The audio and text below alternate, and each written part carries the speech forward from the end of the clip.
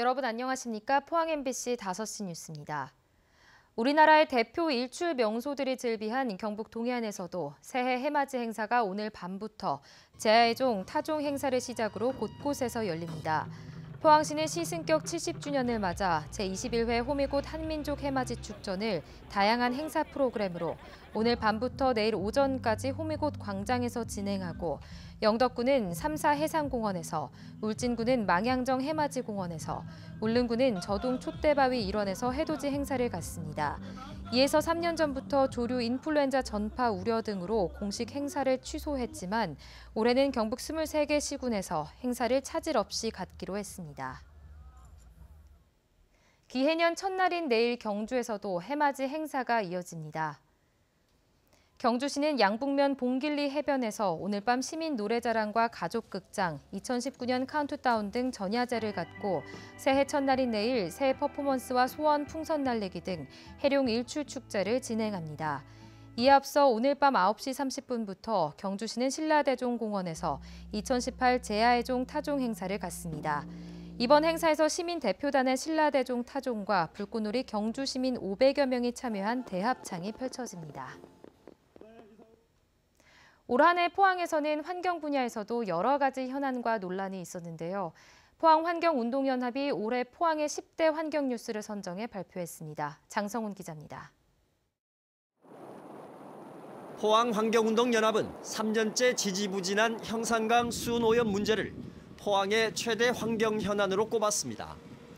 여전히 원인이 규명되지 않은 채 포항시도 소극적인 대처로 일관하고 있다며 형산강 생태 복원에 대한 시민들의 참여를 촉구했습니다.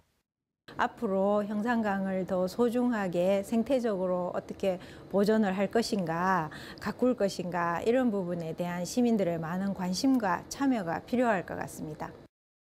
포항 바이오매스 발전 사업은 시민들의 반대에 부딪힌 가운데 사업자가 일방적으로 추진하는 등 갈등을 빚고 있습니다.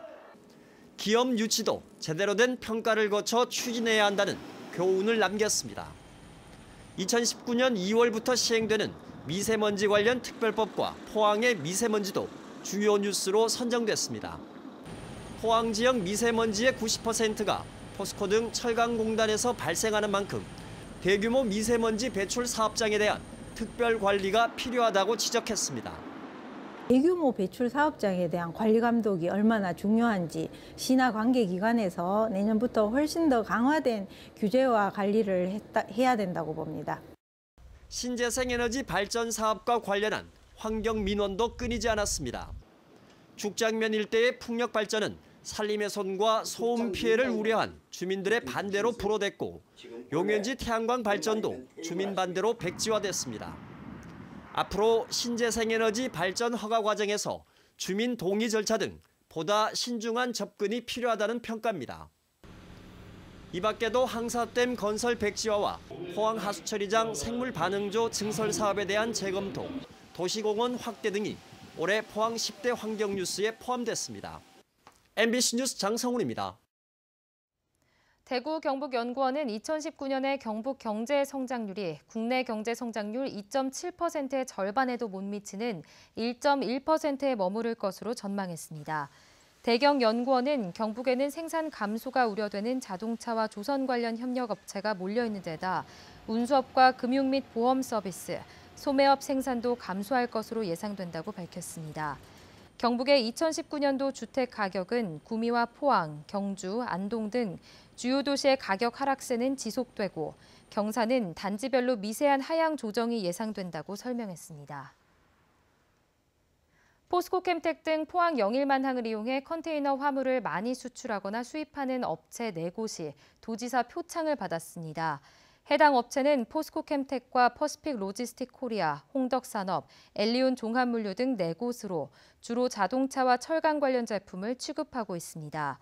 포항 영일만항은 러시아 자동차 수출 화물과 동남아 철강 수출 화물의 증가로 2018년에는 전년보다 약 11% 증가한 11만 5천 TU 이상을 처리한 것으로 분석됩니다.